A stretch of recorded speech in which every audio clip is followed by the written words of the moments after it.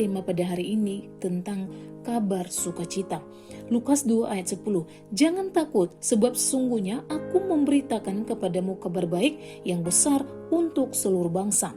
Di tengah dunia yang dipenuhi berita, baik tragedi, krisis ekonomi, konflik politik, maupun kabar pribadi yang melelahkan, manusia terus mencari kepastian. Kita ingin tahu apa yang akan terjadi, ingin merasa aman, dan ingin memastikan hidup ini terkendali. Namun kenyataannya banyak berita justru melahirkan kecemasan.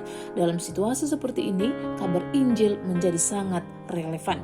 Kita melihat di ayat yang barusan kita baca, berita yang disampaikan oleh malaikat pada waktu itu mengenai kelahiran Tuhan Yesus bukanlah berita tambahan di antara ribuan berita, tetapi ini adalah sebuah kabar besar, kabar yang tidak hanya memberi informasi, tetapi mengubah sejarah dan mengubah hati orang percaya. Menariknya, kabar besar ini tidak pertama kali diberitahukan kepada para imam di Bait Allah atau pejabat di Yerusalem, melainkan kepada para gembala yang sederhana, yang hina, yang mungkin pada saat itu dianggap tidak layak. Ini menunjukkan bagaimana cara Allah bekerja berbeda dengan cara dunia. Allah menyatakan anugerahnya kepada orang yang rendah hati dan tak berdaya. Dan disinilah kita memahami bahwa kabar besar Injil bukan muncul dari pencarian manusia yang religius, tetapi dari inisiatif Allah yang penuh kasih.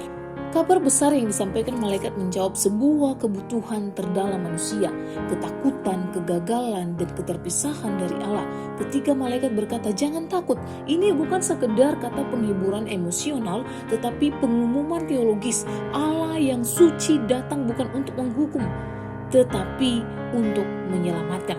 Manusia berdosa harusnya gentar ketika Allah hadir, karena siapa yang dapat berdiri di hadapan kekudusannya? Tetapi Allah memilih datang dalam wujud anak, rendah hati, lemah lembut, dan penuh dengan anugerah. Kelahiran Kristus adalah bukti bahwa Allah tidak meninggalkan dunia dalam kegelapan. Kabar besar ini juga bersifat universal bagi seluruh bangsa. Artinya, Injil melampaui batas ras, budaya, bangsa, dan status. Inilah pemenuhan janji perjanjian lama bahwa keselamatan yang dari keturunan Daud akan menjadi terang bagi semua bangsa. Berita ini besar karena menyentuh akar masalah manusia, yaitu dosa, keterasingan, dan ketidakmampuan diri untuk menyelamatkan diri sendiri. Beberapa hari ke depan kita akan merayakan Natal. Namun kita harus memahami bahwa Natal tidak dapat dipisahkan daripada salib. Bayi yang lahir di Bethlehem adalah anak domba Allah yang datang untuk memikul dosa dunia. Palungan dan Golgota berada dalam satu alur rencana penebusan alam. Kabar besar itu bukan hanya sekedar kelahiran seorang tokoh besar, tetapi kedatangan pribadi yang akan menjalankan ketaatan yang sempurna, menanggung murka Allah bagi umat pilihan, dan memberikan kebenarannya kepada mereka yang percaya. Ini bukan kabar tentang apa yang harus manusia lakukan untuk mendekatkan diri kepada Allah, tetapi kabar tentang apa yang Allah kerjakan untuk mendekatkan diri kepada manusia. Di dalam Kristus, Allah menggenapi seluruh janji keselamatannya, sehingga Injil bukan penawaran sementara, tetapi jaminan kekal bagi orang yang percaya. Sampai pada akhirnya kita sebagai anak-anak muda, kita dipanggil untuk menerima kabar besar ini dengan kerendahan hati seperti para gembala.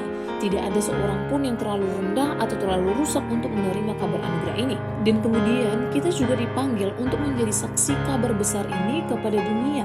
Bukan dengan semangat sensasional, tetapi dengan kehidupan yang menyatakan keadilan, belas kasihan, kerendahan hati, dan kasih Kristus.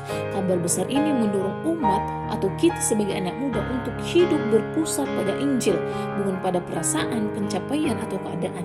Jika Injil adalah kabar terbesar dalam hidup kita, maka segala kabar yang lain tidak akan mengguncangkan pengharapan dan sukacita kita. Biarlah renungan pada hari ini boleh memberkati kita semua. Shalom, God bless you.